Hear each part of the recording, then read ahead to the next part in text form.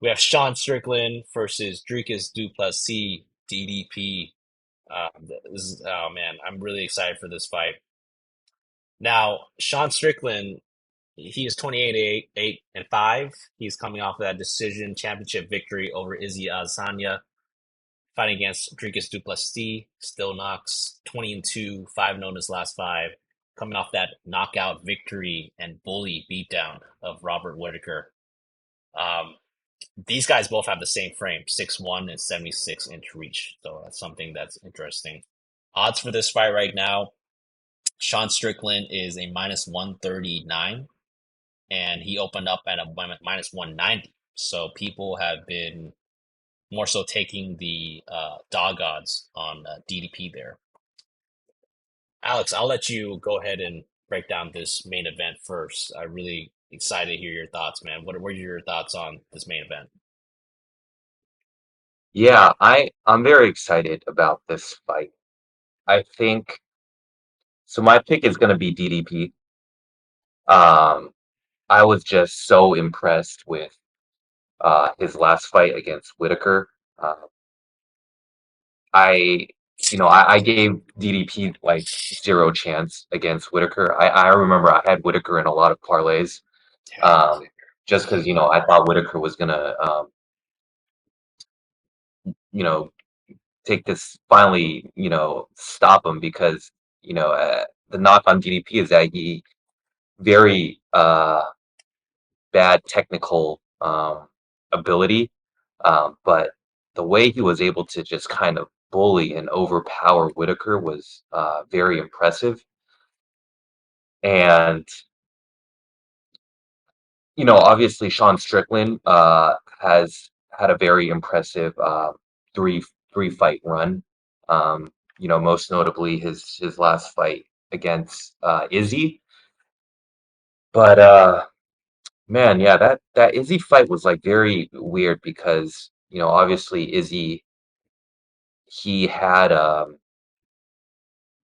that like DUI thing. yeah, Izzy also, maybe he thought his opponent was going to be DDP, but then it like DDP had the surgery, I think, and so Strickland stepped in, and so maybe Izzy wasn't 100% prepared for like for that fight. Maybe he wasn't taking training camp, completely seriously, and so if Izzy had, won that fight, then obviously, a Strickland versus DDP fight, I feel like DDP would then be favored. So,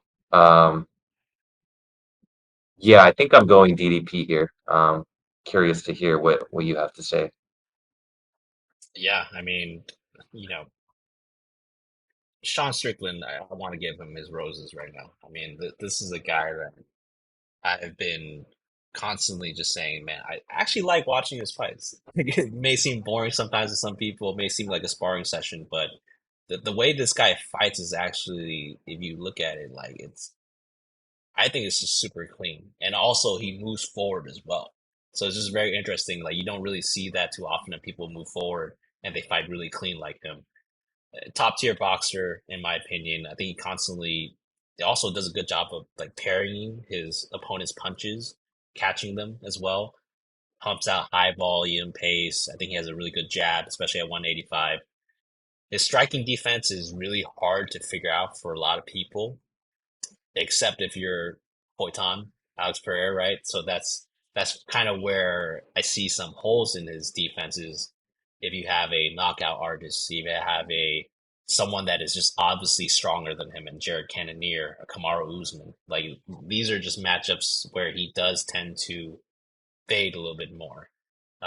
Aside from that, I mean, he stalks his opponents well, uses footwork to cut off the cage, which is something I really like about Sean Strickland. He does have kicks, especially the front kick. He uses that pretty well to just back up his opponents. Um, just not the best power and strength in his strikes, though.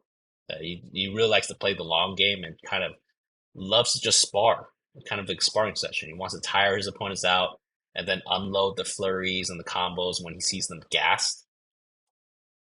His grappling is also solid. He came into the UFC more known as a Brazilian jiu-jitsu practitioner, right? He had a lot of jiu-jitsu skills, and then he kind of turned himself into the sparring, boxing kind of legend, if you will, in the UFC. He has an 84% takedown defense. Great job of just not accepting bottom and works his way back up no matter what. I think that the biggest weapon aside from his defensive approach in boxing is that he does have good cardio, good gas tank, can easily last 5 rounds fighting this style. His striking is pretty nonstop in the early and the mid rounds, and then he can fight pretty smart later on in the later rounds. As for DDP, I mean, this guy's a powerful, striking, brawling, kind of unorthodox, really style. I haven't really seen a guy fight like this, like ever. This guy is, he just looks like it doesn't look good at all, in my opinion. But like for whatever reason, when he lands on you, like he lands on you kind of clean, and you know the power from his shots are just like at this point otherworldly. I mean, like it's it's a very powerful kind of striking style. Um, he actually pumps out more volume than Strickland. If you just look at it based on the numbers of what they've done so far, which is something that's pretty surprising. He wants to end the fight pretty quickly at all times. You know, not the best striking defense, but he has really good durability, and his chin is. He loves to trace shots as well, and usually his shots are landing harder than the other person's shots, as will be the case here. DDP also has great grappling. I also think that he just has this ape kind of strength. Like this guy is just really freaking strong. Out muscles his opponents mainly.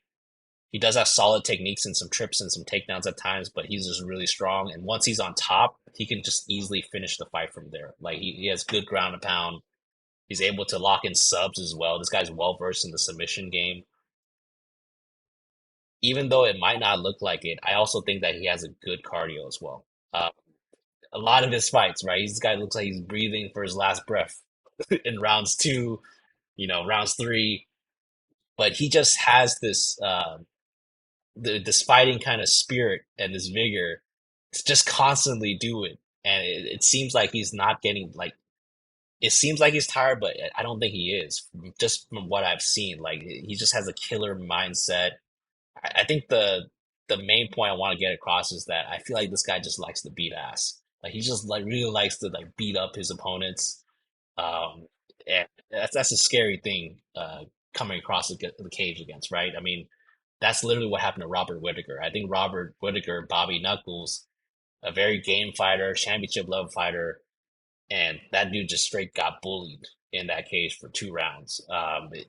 We saw the lasting image of that fight. Robert Whitaker was literally just covering up like this, waiting for the ref to stop the fight, waiting for the coach to come and kind of throw the towel. Like it looked really bad. So I think that I just can't deny DDP anymore. I faded him hard as you did against Bobby Knuckles.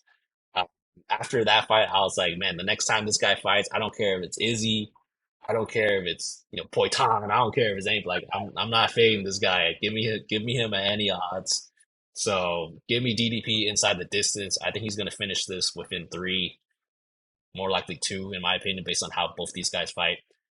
And I actually think he's good money line dog play. I actually do. I think that these odds are just tailor made for people to play it, honestly. I mean, who knows? Maybe a trap, right? But I just can't refuse the dog odds on DDP at this point. I feel like he should be favored in mostly every fight that he's going to fight until he faces, some otherworldly kind of threat. But for now, give me DDP at those dog odds plus 119. It might get better. I don't know, but I think this is probably where it's going to land. So yeah, that's pretty much it for the UFC 297 breakdown. What a journey this was in order to find some good plays, some blocks that we like. Alex, man, do you have any final thoughts about this card or just anything as a whole? Uh, just that, I think again, you kind of highlighted the last card was kind of easy in terms of picking, which side was going to win. This fight card looks a little bit tough, but I'm still pretty confident in pure picks, in the picks that we have and that we're going to put on, Bet MMA tips. So I think we're going to keep the train moving. Yeah, and we've been pumping out constant green out there. So yeah, definitely look for that when it drops, guys. Other than that, just enjoy the show. I mean, I think this is going to be even though it's kind of hard to predict. I think there are going to be some fun fights in there, especially the main event. So please tune in, and yeah, we'll see you guys for next time. Best of luck, everybody. Pure Pickers, we're out.